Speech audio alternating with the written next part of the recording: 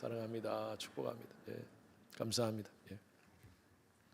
모든 스토리에는요 시작과 끝이 있습니다. 보통 이런 전개, 이것이 바로 이야기의 공식이라고 그러는데 기, 승, 그러면 전, 결 이렇게 되죠. 모든 드라마나 소설, 영화 같은 스토리가 있는 곳에는요 대부분 이 공식을 따릅니다. 기는 시작입니다. 그리고 성은요 그것을 발전시키는 거죠. 시작을 발전시키는 것이죠. 그리고 전은요 전환이 되는 스토리입니다. 그리고 결은 마무리입니다. 이러한 구성 방식은 글이나 또 이야기 흐름을 자연스럽게 만들고 또 청중의 흥미를 유발시키곤 합니다. 우리는 지금 오늘 요나스 말씀 마지막에 이제 왔습니다. 오늘 마지막 말씀입니다. 지금까지 기를 말씀드린다면 기는요 하나님께서 요나에게 니느웨로 가라, 그곳에서 복음을 전가하라, 하나님 말씀을 전가하라고 했습니다. 그런데 요나는 어디로 갔습니까? 다시스로 도망가 버렸어요. 이게 기라고 보면 그 다음 성은요 도망 중에 풍랑이 일어나고 결국에는 그 요나가 바닷속에 던져지게 됩니다. 큰 물고기가 요나를 삼킵니다. 그리고 나중에 이 배가 배탈이 나서 요나를 토하게 됩니다. 이것이 바로 성이라고 본다면 전에 대한 전은요 다시 요나를 하나님께서 니느웨로 보내시고 요나가 니느웨에 가서 회개를 선포하는데 웬일입니까? 하루아침에 왕과 모든 백성들이 회개하고 하나님께로 돌아옵니다. 요까지가 3장입니다. 자, 3장 마지막 절을 보면 이렇게 끝납니다. 제가 준비를 하지 않았는데 제가 읽어드릴게요. 그 악한 길에서 돌이켜 떠난 것을 보시고 하나님이 뜻을 돌이키사 말씀하신 재앙을 내리지 아니하시느니라. 하나님께서 니느웨를 심판하기로 작정을 하셨는데 요나의 그 복음 선포로 니느웨 사람들이 다 돌아와서 하나님 앞에 회개했다. 그리고 하나님께서 그 지역을 심판하지 않으셨다. 이렇게 결론이 맺으면 너무 깔끔한 결론입니다.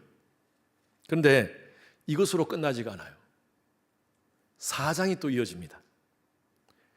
망할 백성들이 요나의 예언으로 그들이 회개하고 돌아왔다면요 선지자로서 요나의 임무는요 이건 성공한 겁니다. 그렇죠? 죽을 사람들이 그 말을 듣고 하나님께로 돌아왔다면 성공한 거 아닙니까? 웬걸요? 요나가 불평합니다. 화를 냅니다. 그러면서 왜 저 악한 니느웨를 하나님이 용서하십니까?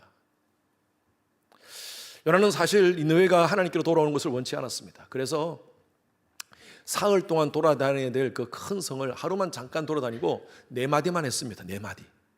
그런데 하나님께로 돌아왔다는 거예요. 어떻게 저 악한 니느웨를 용서할 수 있습니까? 그래서 고집 피우기 위해서 떼양볕에 성 밖으로 나가가지고 앉아가지고 하나님 이 성을 심판하여 주십시오 라고 고집을 피웁니다. 그게 5절 말씀. 한번 읽어봅시다. 시작. 5절입니다. 시작. 내가 성읍에서 나가서 그 성읍 동쪽에 앉아 거기서 자기를 위하여 초막을 짓고 그 성읍에 무슨 일이 일어나는가를 보려고 그 그늘 아래에 앉았더라. 여기 말씀에 보면 앉아서, 앉아라는 말이 있고 제가 줄쳐 있죠. 보려고, 앉았더라. 이런 표현은요 지금까지는 요나가 주인공으로, 연극이라면 만약에 연극에서 주인공으로 앞에서 막 이게 대사를 하고 막 하다가, 연극을 하다가 기분이 좀 안 좋아서인지 그냥 무대로 내려봐 버렸어요. 그리고 관중석에 앉아가지고 나 안 할 겁니다. 어떻게 하는가 봅시다. 자기 고집을 피우면서 니느웨가 심판당하는 것을 내가 보고 싶습니다 라고 하나님께 얘기를 합니다. 지금 소위 말해서 지금 어떻게 된 거예요? 삐진 겁니다. 하나님 앞에 삐진 거예요. 그리고 그가 스스로 초막을 지었습니다. 근데 이 초막이 여기 말씀해 보니까 초막이 굉장히 엉성했던 것 같아요. 이 뒤에 말씀에 뙤양볕이 너무 심해서 하나님이 객석에 나온 요나에게 선물을 주십니다. 그것이 바로 박넝쿨입니다. 박넝쿨이 하루 만에 확 자랐어요. 그늘이 만들어주니까 요나가 너무 기뻤어요. 그 뙤양볕을 커버를 해주니까 너무너무 기뻤어요.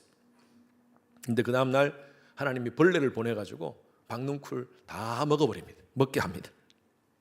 가림막이 없으니까 또 뜨거운 해 때문에 요나가 하나님 앞에 화를 냅니다. 그리고 뭐라고 얘기했냐면 죽여달라고 합니다. 여러분 이 스토리를 제가 짧게 말씀드렸는데 어떤 느낌이 듭니까? 저는 이런 상상을 해봤어요. 마치 이런 아이들 같아요. 장난감 사달라고 엄마한테 땡깡을 부리는데 엄마가 안 돼. 안 돼. 오늘은 안 돼. 나중에 생일날 사줄게. 아니야, 오늘 사줘. 하며 소리 지르다가 사탕을 엄마가 딱 줬어요. 그러니까 사탕 하면서 또 사탕 빨아먹으면서 너무 기분이 좋아가지고 웃으면서 사탕을 먹다가 사탕 다 먹었어요. 엄마 하나 더 줘. 안 돼. 오늘은 하나야. 하나 더 줘. 하면서 소리 지르면서 이제는 그 장난감은 다 잊어버렸어요.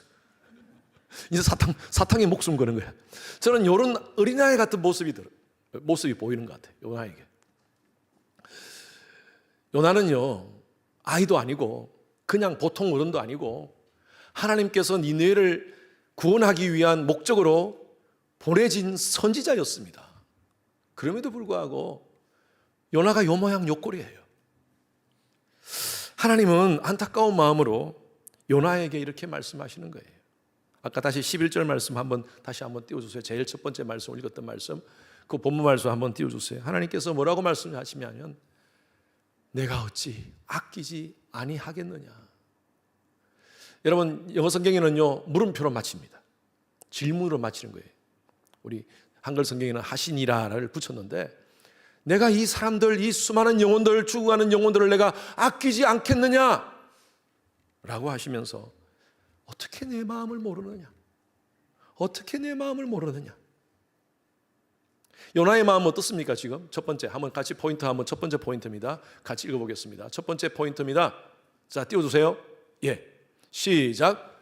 주가는 박는 꾼만 아끼는 요나의 마음이에요. 요나의 관심은요 지금 박는 꿀에 있습니다. 왜? 그 박는 꿀이 무더운 태양빛에서 자기를 보호해 줬거든요. 이 박는 꿀 때문에 자기는 안락함을 누렸고요 잠시나마 평안을 누렸습니다. 이 상황에서 가장 소중한 것은 요나의 박는 꿀이었습니다. 그래서 4장 6절 말씀에 보니까 요나가 이 박는 꿀로 말미암아 크게 기뻐했다. 그냥 기뻐하는 것이 아니라 크게 기뻐했다 그랬어요. 요나서 전체를 보면 4장 전체를 보면 1장부터 4장까지 전체를 보면 요나가 기뻐했다는 말이 처음 나옵니다. 하나님께서 요나에게 사명을 주셨을 때 니느웨를 살리라고 한 그 사명을 주셨을 때 요나는 기뻐하지 않았어요. 니느웨 사람들이 회개하고 돌아왔을 때 선지자로서 얼마나 기뻐해야 됩니까? 그럼 목회자로서 여러분들에게 말씀을 선포할 때 여러분들이 막 변화받고 막 할렐루야 하고 기적을 경험하고 막 그러면요 목회자가 얼마나 기쁘겠어요? 요나는요 안 기뻤어요. 그런데 이 박는 꿀 하나 때문에 지금 기뻐하고 있어요. 그저께인가요? 우리 금요일 날 블랙 프라이데이였습니다. 매년 추수감사절 다음 날 싼 물건들이 쇼핑센터로 막 몰려 들어오면 사람들이 그곳에 막 들어갑니다. 서로 좋은 물건 얻기 위해서 때로는 싸움도 하고 그게 뉴스에서 많이 봤습니다. 올해는 제가 그걸 못 본 것 같은데 그런데 예년에 한번 제가 기억에 어느 여자분이 쇼핑센터에서 자기가 원하는 물건을 가려고 하는데 사람들이 그쪽으로 막 몰린 거예요. 그래서 체류탄을 뿌려버립니다. 거기다 체류탄을 뿌리니까 사람들이 막 이 사람은 마스크 다 쓰고 자기는 다 커버하고 그 물건을 먼저 탁 쟁취해가지고 나오는 장면이 착하다 사진을 찍혔어요. 그게 TV로 나온 적이 있었는데 사람들은 다들 막 인상 써가면서 울고 있는데 이 사람은 웃어가면서 나가더라. 아이러니하더라고요. 참, 인생이 이런가? 인생이 이런가? 다른 사람 울게 만들고 자기만 웃으면 되는 건가? 여러분들을 기쁘게 하는 것이 어떤 것입니까? 여러분은 언제 기뻐합니까? 무엇으로 여러분들을 기뻐하십니까? 마트에서 물건 싸게 살 때 우리 자매님들 너무너무 기뻐하시죠? 그리고 막 나 혼자뿐만 아니라 구역원들한테 전화하죠. 빨리 가. 그곳이 너무 싸. 싼 게 아니라 공짜로 준다 그러면 여기 목숨 겁니다. 그죠? 그래, 우리가 그럴 때 기뻐해요. 그럼 기쁜 거 어떡하겠어요? 기쁜데. 요나는요, 지금 이런 물건이 있으니까, 박는 꿀이 있으니까 얼마나 기뻤는지 몰라요. 중동의 더운 날씨를 자기를 보호해 줬기 때문에요. 그런데 이튿날 하나님께서 벌레를 보냅니다. 자, 8절 말씀 한번 읽습니다. 시작.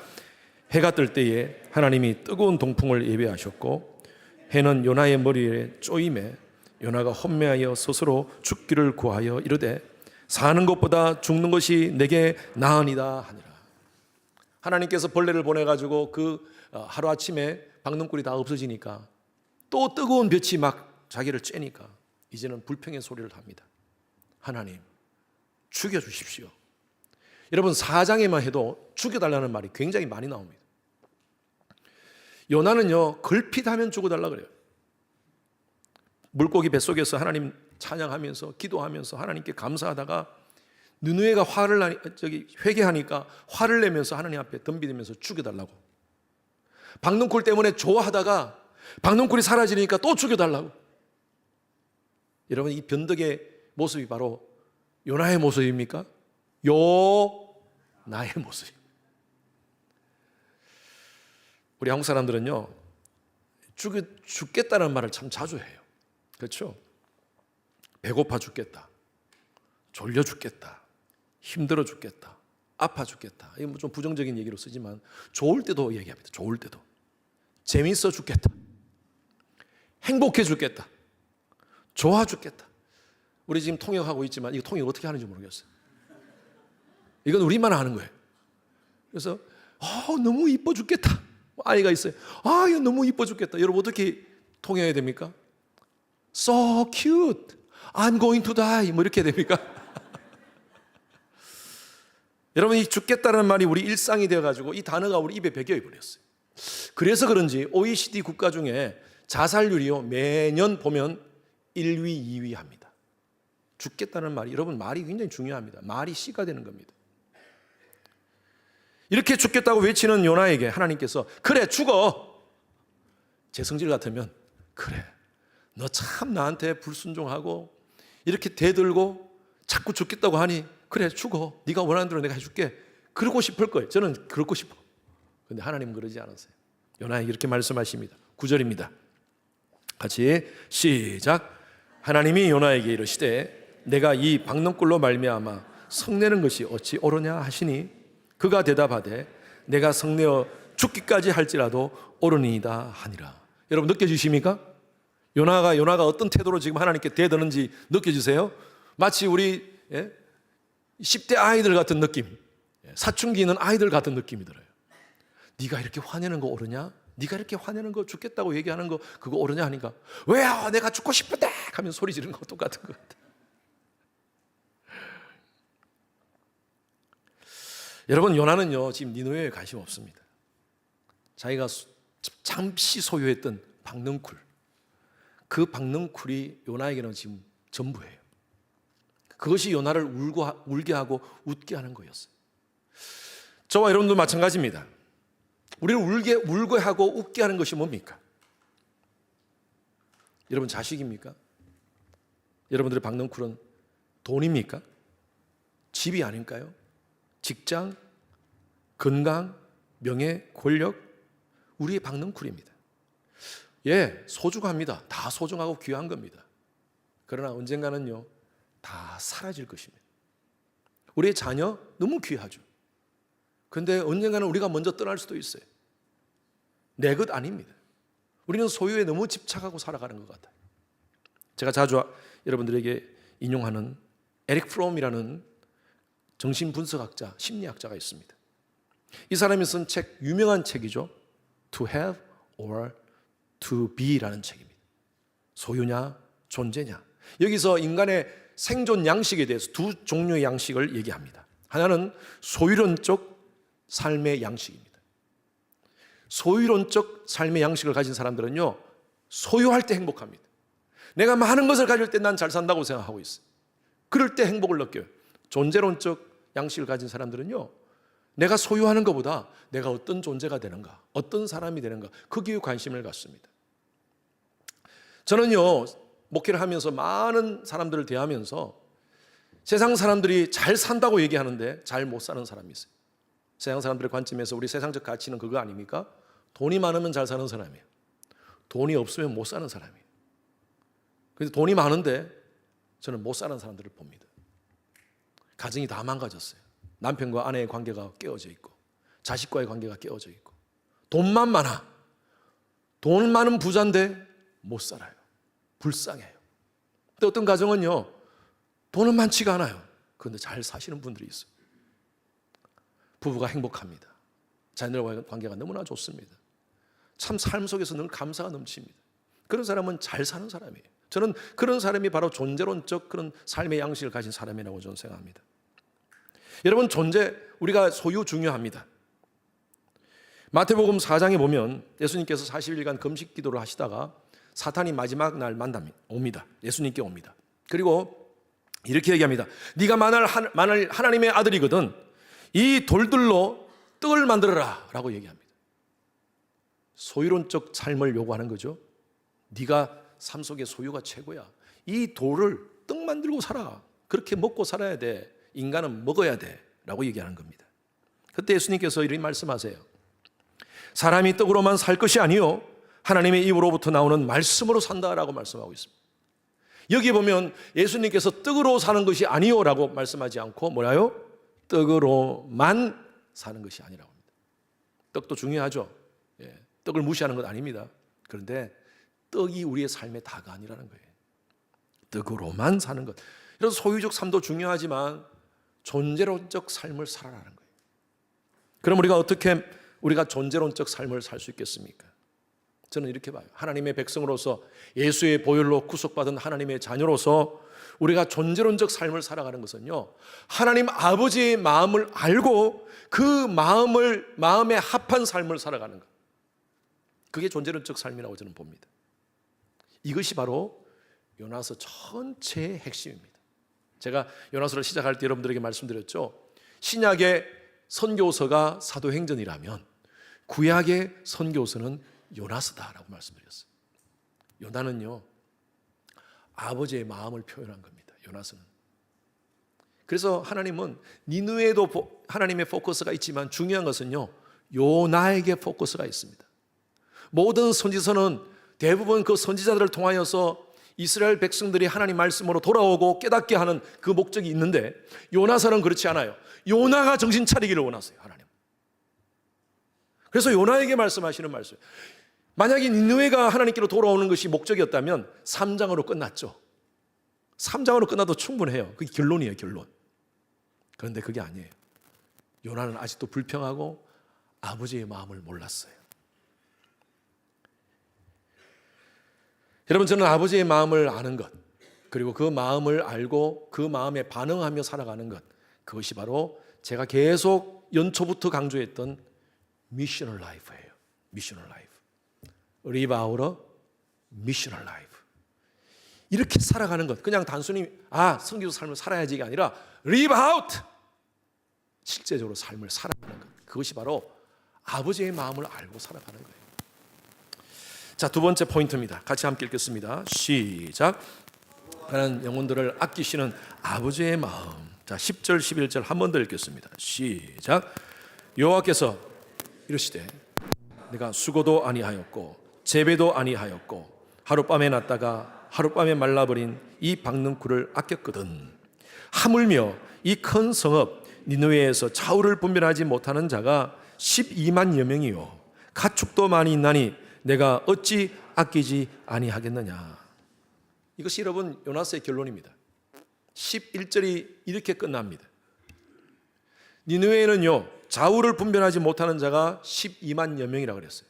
제가 전에 설교를 할 때 여러분들에게 그렇게 설명을 했어요. 두 가지 해석이 있다는 거예요. 이 부분에 대해서 좌우를 분별하지 못하는 것을 아이로 해석해가지고 어린 아이 한 5살 이하 되는 아이들이 한 12만 명, 그렇다면 니느웨에 사는 인구가 한 60만 명, 뭐 그렇게 본다면 엄청난, 고대 국가로 친다면 이거 엄청난 큰 도시입니다. 또 그냥 그대로 좌우를 분별하지 못하는 것을 영적으로 어두운 사람들, 하나님을 인정하지 않고 살아가는 사람들을 12만여 명으로 본다면 이것도 큰 숫자입니다. 어쨌든 이런 해석이든 저런 해석이든 니느웨에 많은 사람들이 살고 있었어요. 하나님이 지금 요나에게 그렇게 말씀하시는 거예요. 네가 하룻밤에 없어지는 박능쿨 하나에 그렇게 아끼는데 이 니느웨에 수많은 12만여 명의 사람들이 나를 모르고 영원한 멸망으로 죽어가고 있는데 내가 그들을 아끼는 것이 마땅하지 않느냐라고 하나님께서 묻는 거예요. 요나서는 이렇게 하나님께서 질문하는 것으로 끝납니다. 기성전결, 보통 결 우리가 해피엔딩으로 마무리가 좀 깔끔하게 돼야 되는데 깔끔하게 되지가 않아요. 왜 이렇게 끝나느냐? 저는 이렇게 생각합니다. 하나님께서 우리에게 질문하시는 거예요.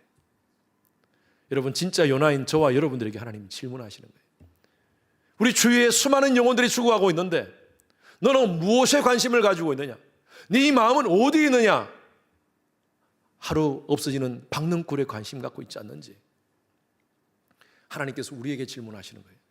내가 저 영혼들을 아껴야 되지 않느냐?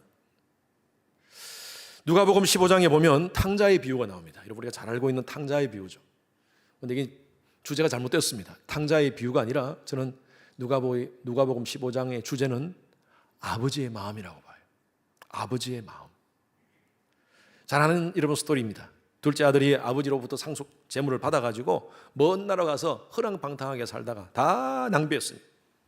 크게 흉년이 들어서 이제 먹을 것이 없어가지고 돼지와 함께 돼지우리에서 같이 살다가 내가 이렇게 사는 것보다 아버지 집에 가서 종으로 사는 게 낫겠다, 그렇게 생각을 하고 아버지 집으로 돌아옵니다. 그런데 그 성경에 보면요, 상거가 먼데라는 표현이 있어요. 상거가 먼데, 굉장히 먼 거리인데 아버지가 아들을 알아봐요. 이 말은 아버지가 아들이 떠난 후부터 계속 그 자리에서 기다리고 있었다는 거예요. 혹시나 둘째가 돌아올까? 언제 돌아올까? 몇 시에 올까? 지금 들어올까? 그래서 아버지가 늘 나가서 기다리고 있었습니다. 아무도 그 아들을 못 알아봤어요. 그런데 아버지는 알아봤어요. 멀리서 보니까 아들이야. 달려갑니다. 우리가 보통 표현으로, 한국식 표현으로 버선발로 막 달려가요. 아들을 끌어안고 잘 왔다고 아들을 웰컴 해주면서 종들에게 얘기합니다. 큰 잔치를 베풀어라. 새로운 옷을 입히고, 그리고 손가락에 가락지를 끼워라. 이렇게 가락지라는 것은요, 이 아들의 명예를 다 회복시켜 주는 겁니다. 가락지를 끼워라. 좋은 신발을 신겨라. 그리고 살찐 송아지를 잡아라 하고 얘기를 합니다. 자, 여기서 퀴즈가 나갑니다. 잘 들으십시오. 퀴즈. 가장 기뻐했던, 둘째 아들이 돌아왔을 때 가장 기뻐했던 사람은 아버지였습니다. 그렇다면 가장 싫어했던 존재가 누구였을까요? 예? 예. 살찐 송아지였습니다. 예. 자, 언젠가 한번 조크를 하면 했는데 처음 듣는 것 같이 얘기하시네. 첫째 아들, 상황을 모르고 멀리서 오는데, 집으로 오는데 자지 소리가 막 들리는 거예요. 밴드 소리가 들리고. 아니, 이게 웬일이야? 종한테 묻습니다. 종이 얘기해요. 예, 동생이 돌아왔습니다. 당신의 동생이 돌아왔습니다. 아버지가 너무 기뻐가지고 지금 잔치를 베풀고 있습니다. 하니까 아이고, 동생이 돌아왔구나 하면서 같이 함께 기뻐해야 되는데, 그게 아버지의 마음 아닙니까? 아버지의 마음으로, 같은 마음으로 아이고, 내 동생이 돌아왔구나 하면서 기뻐해야 되는데 어떻게 합니까? 화를 냅니다. 마치 누구 같아요? 예? 요나 같아요. 요나. 화를 냅니다. 아니 내가 아버지하고 있을 때는 아버지 잔치를 한 번도 나를 위해서 베풀지 않았는데 허랑방탕하게 나갔다가 들어온 동생을 위하여 잔치를 베풀다니 하면서 아버지한테 와가지고 따집니다. 아버지, 어떻게 이럴 수가 있습니까? 그러니까 아버지가 이렇게 얘기해요. 둘째는 죽었다가 다시 살아났지 않느냐? 잃었다가 다시 내가 얻었기로 내가 즐거워하고 기뻐하는 것이 마땅하지 아니하냐? 라고 또 이렇게 질문하는 거예요. 예? 하나님이 지금 똑같은 질문, 내가 어찌 아끼지 아니하겠느냐라고. 큰 아들이 뭐라고 대답했는지는 성경에 기록되지 않았습니다. 요나서도 이렇게 끝나요. 요나가 어떻게 응답을 했는지, 반응을 했는지는 몰라요. 왜? 성경에 기록되지 않으니까. 중요한 것은요, 우리의 반응입니다. 진짜 요나인 우리, 내가 어찌 아끼지 아니하겠느냐? 저와 여러분들은 예수의 보혈로 구속받은 하나님의 자녀인 줄로 믿습니다. 하나님 우리에게 그렇게 말씀하세요. 내가 하늘과 땅에 권세를 내게 주었다. 너희는 모든 족속으로 제자 삼아 아버지와 아들과 성령의 이름으로 세례를 주고 내가 너희에게 분부한 것을 가르쳐 지키게 하라. 오직 성령이 너희에게 임하시면 너희가 권능을 받고 예루살렘과 사마리아 땅 끝까지 이르러 내 증인이 되라. 하나님이 우리에게 주신 명령인 줄로 믿습니다. 여러분, 우리는요, 먹고 사는 거 중요합니다. 우리 박능굴 챙기는 거 중요합니다. 우리 애가 좋은 소유를 가지고 그렇게 편안한 안락한 삶을 사는 거 여러분 중요합니다. 소유적 삶 무시할 수가 없습니다. 그러나 하나님께서 우리를 이 땅 가운데 존재하게 한 그 존재의 이유를 우리가 아셔야 됩니다. 그냥 잘 먹고 잘 살다가 그냥 생명 끝나고 우리가 하늘나라 가요? 그것으로 우리의 삶, 너 뭐 하다 왔어? 그러면 예, 열심히 박넝쿨 챙기다가 왔습니다. 여러분 그렇게 보고하실 거예요. 내가 너에게 준 명령 왜 지키지 않고 왔어? 하나님 분명히 우리에게 질책하실 것입니다. 한국 교회와 지금 오늘날 이 사회의 위기는요, 근본 원인이 뭐냐면 많은 사람들이 존재론적 삶보다 소유론적 삶을 살고 있습니다. 그래서 경제적인 번영은 누리고 있어요. 그런데 사회와 가정들이 급속하게 망가지고 있습니다. 그 영향이 교회 안으로도 들어왔어요. 교회가 세속화되고 있습니다. 점점 거룩성이 상실되고 있습니다. 교회 리더들마저도 성에 넘어지고 돈에 넘어지고 그렇게 되고 있어요. 요즘 이 시대는요, 우리가 교회가 세상을 바라보면서 하나님 이 땅을 불쌍히 여겨 주시옵소서 그렇게 기도해야 되는데 오히려 지금 세상이 교회를 걱정하고 있습니다. 교회가 왜 저래? 제가 이렇게 말씀드리는 이유는 우리가 스스로 자성해야 됩니다. 여러분 한 사람 한 사람이 교회입니다. 나는 정말 하나님 주신 명령대로 살고 있는가? 내 박넝쿨만 챙기고 있지 않은지, 먹을 것, 입을 것, 마실 것만을 위해서 그렇게 살아가다가 정신없이 일주일을 살다가 또 이렇게 잠시 와서 예배드리고 그냥 돌아가는 우리의 모습이 아닌지 하나님 우리에게 말씀하세요. 내 마음에 무엇이 있는지 이제 알겠냐? 잃어버린 수많은 자녀들을 향한 나의 헬끓던 마음, 애타는 마음을 너희들이 알고 있느냐? 내가 그들을 위해서 십자가에 내 생명을 내어 주었건만 너는 너희 삶 속에서 전혀 내 마음에 내가 원하는 것에 관심을 두지 않고 사는구나. 저는 그래요. 신앙생활을 한다는 것은요, 하나님을 믿고 따른다는 것은 하나님의 마음으로, 하나님의 눈으로 세상을 바라보며 사는 겁니다. 오늘부터 대강절이 시작됩니다. 대강절은 영어로 advent라고 합니다. advent. 도착이라는 말을 같습니다. arrive하고 같은 말이에요. 예수님께서 2000년 전에 오셨지 않습니까? 초림하셨지 않습니까? 그런데 우리는요, 예수님의 둘째 second coming을 지금 기다리고 있습니다. 그것을 생각하면서 예수님이 오실 그 크리스마스부터 40일부터 시작해서 오늘부터 대강절이 시작됩니다. 예수님의 오심을 기다리는 겁니다. 예수님의 second coming을 기다리는 거예요. 여러분 대강절 대강 보내지 맙시다. 대강 보내지 마세요. 세상 사람들 생각하는 대로 크리스마스 마음껏 즐기고 재미있는 것 물론 좋습니다. 좋은 선물, 크리스마스, 산타크로스, 데코레이션, 여행 좋아요. 근데 여러분 우리가 이때 우리가 생각할 것은 뭐냐면 내게 주신 하나님의 은혜에 감사하면서 아버지의 마음을 알고 내 주위에 아직도 복음을 모르는 자들에게 예수 사랑을 전하는 것. 여러분 그것이 중요한 포인트입니다. 크리스마스. 예수님께서 나를 위하여 십자가에 달려 죽으셨어요. 그리고 나를 위하여 영생을 허락해 주신 줄로 믿습니다. 이것은 나만의 특권이 아닙니다. 모든 사람에게 다 오픈해 주신 거예요. 여러분들이 부모님, 여러분들 자녀, 우리가 매일 만나는 그 사람에게도 이 혜택이 다 주어졌는데 그들은 모르고 있어요. 여러분 크리스마스 시즌에 하나님의 마음, 그 마음을 알고 복음을 나누고 사랑을 나누고 십자가의 은혜를 나누는 그런 귀한 이 시즌 대강절 되시기를 주님 이름으로 축원합니다. 우리 함께 같이 이 찬양 같이 한번 불렀으면 좋겠습니다. 예수님 때문에 그 사랑 때문에 날 위해 죽으신 십자가 때문에 그 십자가 때문에 내가 살았습니다. 주님 감사합니다. 요나의 모습이 나의 모습이었습니다. 주님 용서하십시오. 박능굴에 관심을 갖고 거기만 관심 가졌던 모습이 내 모습이었습니다. 이제 하나님 마음에 하나님 관심에 내 관심을 갖겠습니다 하는 그런 마음으로 이 찬양 한번 부릅시다.